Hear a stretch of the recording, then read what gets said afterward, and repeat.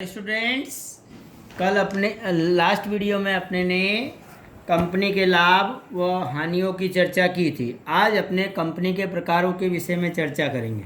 देखो बच्चों, कंपनी के प्रकारों को 4 भागों में डिवाइड करते हैं। एक तो विशेष कानून द्वारा अस्तित्व में आने वाली कंपनी, सदस्य संख्या की दृष्टि से कंपनी, वर्चस्व की दृष्टि से कंपनी के प्रकार और रजिस्ट्रेशन या पंजीकरण की दृष्टि से कंपनी के प्रकार। अब अपने विशेष कानून के द्वारा अस्तित्व में आने वाली कंपनी को 3 भागों में डिवाइड करते हैं बच्चों। ऐसे तो विशेष कानून सदस्य संख्या की दृष्टि से अस्तित्व में आने वाली कंपनी को 3 भागों में डिवाइड करते हैं। उसमें सार्वजनिक कंपनी, निजी कंपनी और एक व्यक्ति की कंपनी। और सार्वजनिक कंपनी को भी अपने 3 भागों में डिवाइड करते हैं बच्चों। एक अंश पूंजी से सीमित दायित्व वाली कंपनी, गारंटी से सीमित दायित्व वाली कंपनी, असीमित दायित्व वाली कंपनी। उसी प्रकार निजी कंपनी को भी अपने 3 प्रकारों से डिवाइड करते हैं। अंश पूंजी से सीमित दायित्व वाली कंपनी, गारंटी से सीमित दायित्व वाली कंपनी और असीमित दायित्व वाली कंपनी। इस प्रकार सदस्य संख्या की दृष्टि से कंपनी को 3 भागों में बांटा जाता है। उसी प्रकार वर्चस्व की दृष्टि से देखें बच्चों, तो वर्चस्व की दृष्टि से भी 3 प्रकार है: सरकारी कंपनी, शासक कंपनी और गौण कंपनी। और पंजीकरण की दृष्टि से देखें तो देशी कंपनी और विदेशी कंपनी, यानी भारतीय कंपनी और विदेशी कंपनी। अब अपने सर्वप्रथम विशेष कानून के द्वारा अस्तित्व में आने वाली कंपनी के प्रकार को समझेंगे। देखो बेटा, इस प्रकार की कंपनी कोई भी भारतीय संसद या विधानसभा के विशेष कानून के द्वारा अस्तित्व में आती है, जैसे कि reserve bank of India, LIC यानी life insurance corporation of India, इसके अलावा टेलीफोन विभाग। इस प्रकार की जो कंपनियां हैं वह इस विशेष कानून के द्वारा अस्तित्व में आती है, इसलिए इन कंपनियों को अपने विशेष कानून द्वारा अस्तित्व में आने वाली कंपनी कहते हैं। दूसरा बच्चों देखो, सदस्य संख्या की दृष्टि से अभी मैंने आपको बताया था अपने 3 भागों में बांटेंगे: सार्वजनिक कंपनी, निजी कंपनी और एक व्यक्ति की कंपनी। अब देखो, सार्वजनिक कंपनी मैंने आपको पहले बताया था कि सार्वजनिक कंपनी अर्थात कि जिसमें कम से कम 7 सदस्य, अधिक से अधिक असंख्य सदस्य हो, जो कंपनी अपने शेयर की खरीदी के लिए आम प्रजा को आमंत्रण देती हो, जो कंपनी अपने शेयरों के परिवर्तन पर किसी भी प्रकार का नियंत्रण न रखती हो, और जो कंपनी के नाम के पीछे लिमिटेड शब्द लगाया जाता हो, उसे अपने सार्वजनिक कंपनी के रूप में जानते हैं। कंपनी अधिनियम के अनुसार जो कंपनी निजी कंपनी नहीं है वह सब कंपनी सार्वजनिक कंपनी कही जाती है, जिसमें कम से कम 7 सदस्य और अधिक से अधिक कोई भी सदस्य संख्या पर नियंत्रण नहीं होता। इस प्रकार की कंपनी अपने अंश और डिवेंचरों को खरीदने के लिए आम प्रजा को आमंत्रण करती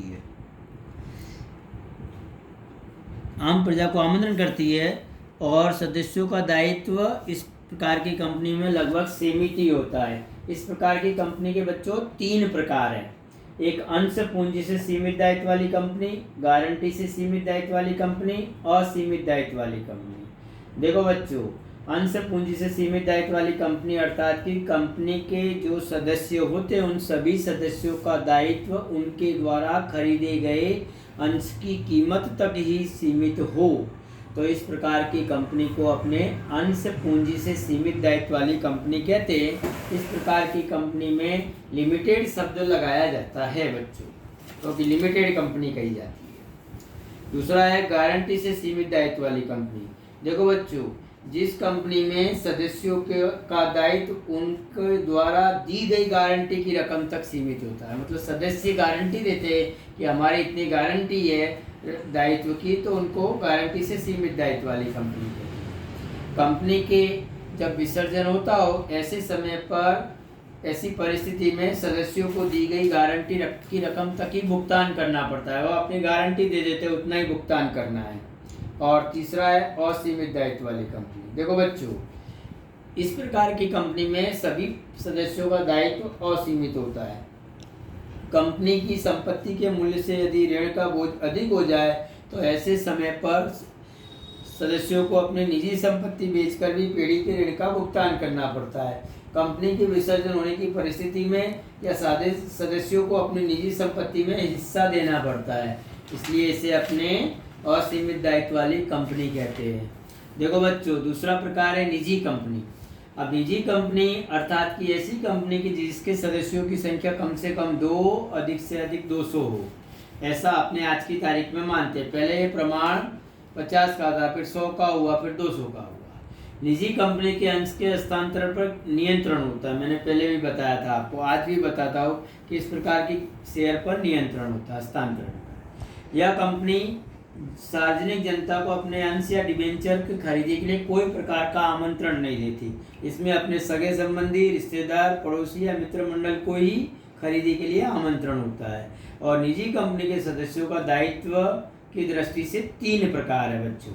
सीमित दायित्व वाली कंपनी, गारंटी द्वारा सीमित दायित्व वाली कंपनी, असीमित दायित्व वाली कंपनी। देखो बच्चों, यहाँ सदस्यों का दायित्व उनके द्वारा खरीदे गए अंशों की प्रत्यक्ष कीमत तक ही सीमित होता है। देखो बच्चों, सीमित दायित्व वाली कंपनी, यहाँ सदस्यों का दायित्व उनके द्वारा खरीदे गए अंशों की प्रत्यक्ष कीमत तक ही सीमित होता है। सीमित दायित्व वाली कंपनी निजी कंपनी को अपने नाम के अंत में प्राइवेट लिमिटेड शब्द का उपयोग करना पड़ता है, इसलिए इसे अपने सीमित दायित्व वाली निजी कंपनी कहते हैं। गारंटी द्वारा सीमित दायित्व वाली कंपनी अर्थात कि बच्चों, कंपनी के सदस्यों का दायित्व उनके द्वारा दी गई गारंटी की रकम तक ही सीमित होता है। सार्वजनिक कंपनी में भी ऐसा ही था बच्चों। विसर्जन की परिस्थिति में सदस्य गारंटी की जितनी रकम का भुगतान करते हैं और कंपनी के नाम के अंत में प्राइवेट शब्द लगाना पड़ता है। और तीसरा प्रकार है निजी कंपनी के अंदर असीमित दायित्व वाली कंपनी। देखो बच्चों, कंपनी के सदस्यों का दायित्व असीमित होता है ऐसी कंपनी के अंदर। कंपनी के संपत्ति के मूल्य यदि ज़्यादा हो जाए, ऋण से ज़्यादा हो जाए, तो सदस्यों को अपनी निजी संपत्ति बेचकर भी पीढ़ी के ऋण को भुगतान करना पड़ता है। कंपनी के विसर्जन की परिस्थिति में सदस्यों को जिनकी निजी संपत्ति में हिस्सा देना पड़ेगा। इस प्रकार अपने नाम के अंत में उन्हें प्राइवेट शब्द लगाना पड़ता है। और तीसरा प्रकार है एक व्यक्ति की कंपनी। देखो बच्चों, सदस्य संख्या की दृष्टि से 3 प्रकार देखे अपने ने। सार्वजनिक कंपनी, निजी कंपनी, उनके भी 3 प्रकार, और एक व्यक्ति की कंपनी अर्थात कि देखो बच्चों, एक व्यक्ति की कंपनी अर्थात कि ऐसी कंपनी जिसमें एक ही व्यक्ति सदस्य के रूप में शामिल होता है। एक ही व्यक्ति की निजी कंपनी, कंपनी में जो संचालक हो ऐसे एक सदस्य के साथ करार कर सकती है। एक व्यक्ति की कंपनी में ऐसे व्यक्ति की सहमति आवश्यक है। तदुपरांत कंपनी के पंजीकरण के समय आवेदन पत्र और नियमन पत्र कंपनी के रजिस्ट्रार के समक्ष दर्शाने पड़ते हैं, प्रस्तुत करने पड़ते हैं। एक व्यक्ति की कंपनी की रचना का प्रावधान 1956 की कंपनी धारा में नहीं था, परंतु 2013 की धारा के अनुसार निजी कंपनी एक व्यक्ति की कंपनी हो सकती है, ऐसा माना जाता है बच्चों। और अब मुख्य तीसरा प्रकार वर्चस्व की दृष्टि से कंपनी के प्रकार। देखो बच्चों, वर्चस्व की दृष्टि से 3 प्रकार है। सरकारी कंपनी, शासक कंपनी और गौण कंपनी। पहला है शासक कंपनी, कि जिस कंपनी की भरपाई की गई पूंजी कम से कम 51% पूंजी राज्य सरकार की, केंद्र सरकार की, एक से अधिक राज्य सरकार की, केंद्र सरकार और एक से अधिक राज्य सरकारों की मिलकर हो, तो ऐसी कंपनी को हम सरकारी कंपनी के रूप में जानते हैं। सरकारी कंपनी जैसे कि Ashok hotels limited, Bharat heavy electric limited, महानगर टेलीफोन लिमिटेड, निगम लिमिटेड, इस प्रकार की कंपनियां जो है ये सब गवर्नमेंट कंपनी के नाम से जानी जाती है, इसलिए इन्हें सरकारी कंपनी कहते हैं। अगला है बच्चों शासक कंपनी। अब शासक यानी होल्डिंग। अब होल्डिंग अर्थात कि कोई एक कंपनी की दूसरी कंपनी के 50% से अधिक अंशों को धारण कर रखा हो, अर्थात कि उन अंशों को मनोनीत करने का अधिकार रखती हो। कंपनी के संचालक बहुमती संचालकों को चयन करने का अधिकार रखती हो, तो उसे शासक कंपनी कहते हैं। गौण कंपनी अर्थात बच्चों सब्सिडरी कंपनी। गौण कंपनी अर्थात कि ऐसी कंपनी की जिस कंपनी के 50% से अधिक अंश शासक कंपनी के पास हो तथा जिस कंपनी में बहुमती संचालकों को चयन करने का अधिकार प्राप्त हो, शासक कंपनी का हो, तो उसे गौण कंपनी कहते हैं। अर्थात कि संचालकों को मनोनीत करने का अधिकार शासक कंपनी के पास हो, तो उसे हम गौण कंपनी के नाम से जानते हैं बच्चों। और चौथा प्रकार है पंजीकरण की दृष्टि से। देखो बच्चों, दो प्रकार है, भारतीय कंपनी और विदेशी company, Indian company, foreign company. जिस कंपनी का रजिस्ट्रेशन भारत में भारतीय कानून के अंतर्गत संसद के द्वारा परिपालित किए गए विशेष कानून के अंतर्गत किया हो, तो ऐसी कंपनी को हम इंडियन कंपनी के नाम से जानते हैं, भारतीय कंपनी के नाम से जानते हैं। और विदेशी कंपनी यानी फॉरेन कंपनी अर्थात कि जिस कंपनी का पंजीकरण भारत से बाहर किया गया हो, अतः विदेशों में हुआ हो, जिसकी रजिस्टर्ड ऑफिस भारत में न हो और जिसका धंधे का स्थल भारत में हो, उसे अपने विदेशी कंपनी के नाम से जानते हैं, उसे अपने बहुराष्ट्रीय कंपनी के नाम से भी जानते हैं। ऐसा कहे तो भी चल सकता है बच्चों।